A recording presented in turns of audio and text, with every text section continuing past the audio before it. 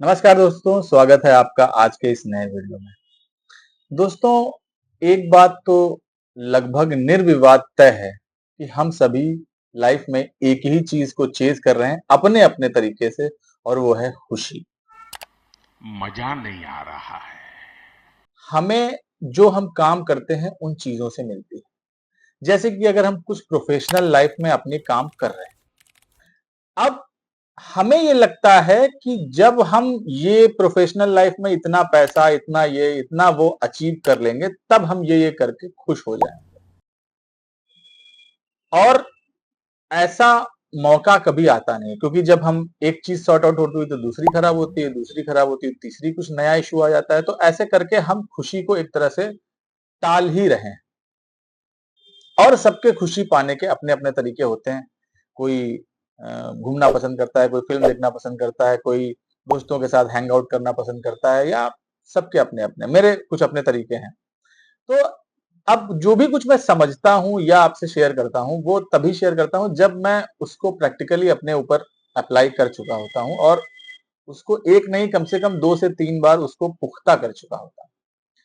तो जैसे मैं इधर कुछ थिएटर या कुछ सिंगिंग या कुछ कंटेंट, सिर्फ वीडियो बना रहा हूँ, तो कई बार ये लगता है कि या तो ये सब कुछ अचीव कर चुके हैं इसलिए ये सब कर रहे हैं, क्योंकि ज्यादातर इन चीजों को शौक में ही देखा जाता है।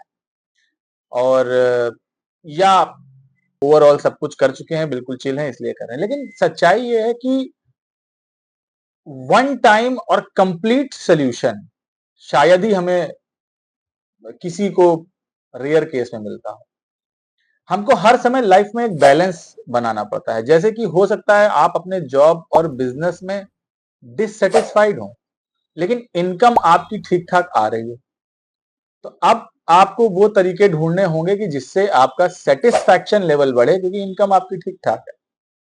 हो सकता है कि आपकी इनकम बहुत हाई हो, लेकिन डिससेटिस्फैक्शन लेवल भी बहुत हाई हो।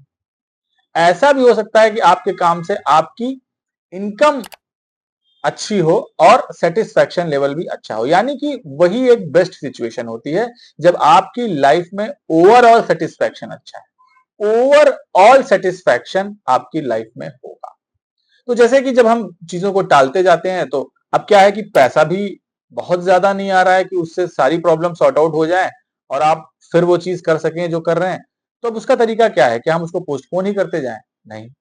तो फिर मैंने उसको काम में जो भी समस्याएं हैं, जो भी मैं काम कर रहा हूँ, सबके चैलेंजेस होते हुए भी मैंने कहा कि यार इस तरह तो टाइम वेस्ट ही हो रहा है। फिर तो कल हो ना हो किसे पता, कि लाइफ का ही भरोसा नहीं है। तो मैंने कहा कि इसको करना शुरू करते हैं। अब होता क्या है कि कुछ चीज आपके जो इंटरेस्ट होते हैं, या जो भी चीज आप करने की कोशिश कर रहे हो सेटिस्फैक्शन लेवल को बढ़ाने के लिए, वो जरूरी नहीं कोई एक ही इंटरेस्ट हो।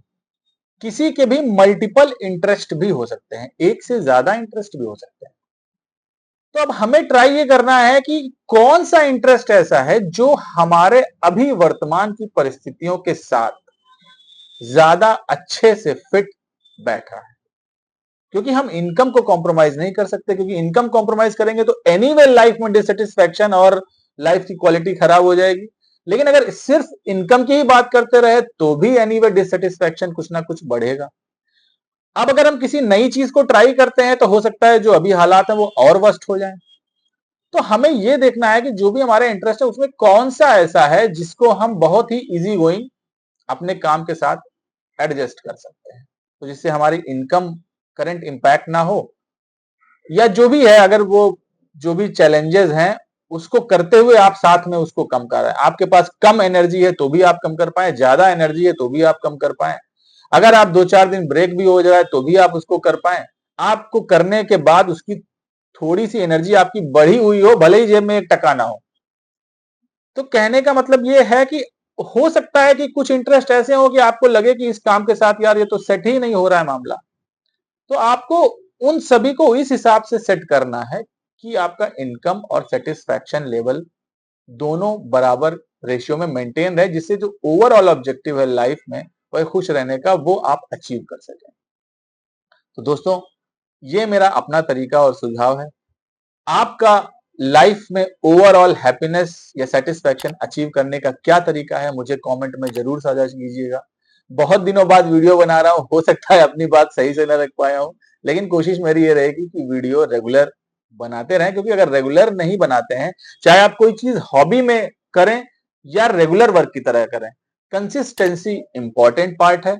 और कंसिस्टेंसी का मतलब ये भी नहीं है कि वो आप लगातार हर दिन सुबह शाम कर रहे हैं। एक फ्रेशर के लिए कंसिस्टेंसी का मतलब अलग होता है, और एक 35-40 साल के अधेड़ व्यक्ति के लिए जो लाइफ के मिड फेज में, उसके लिए कंसिस्टेंसी का मतलब अलग हो सकता है। बट कंसिस्टेंसी का मतलब बस इतना जरूर होता है कि कोई काम आपने चाहे हॉबी में चाहे रेगुलर वर्क में स्टार्ट किया है तो उसको गिव अप ना करें, गैप हो जाए कुछ भी हो जाए, लेकिन उसको करते रहें। एटलीस्ट मेरी कोशिश तो यही है। अब मैं कितना किस हद तक इसमें सफल हो पाता हूँ ये तो वक्त बताएगा। मैंने कुछ चैनल और इंस्टा पे ID Amit Pandey creative works at 40 नाम से बनाए हैं।